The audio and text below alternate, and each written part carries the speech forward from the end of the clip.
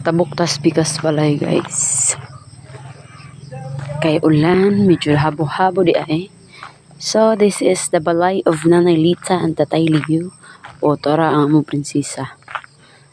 So, post na ko ang before and after sa balay sa akong nanay. Sa wakas, nahuman ragid lang balay. Dili pa yun nga nahuman, pero wala pa ikuan o wala pa baluster sa ilang terrace. And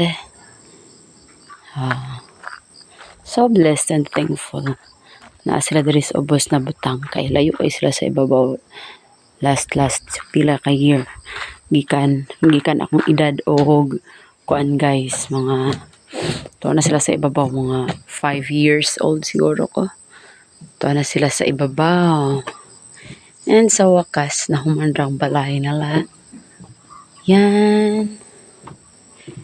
And this is their backyard.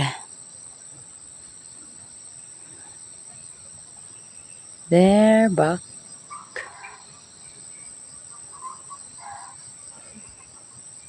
It's peaceful, grateful every day, and thankful. Good morning.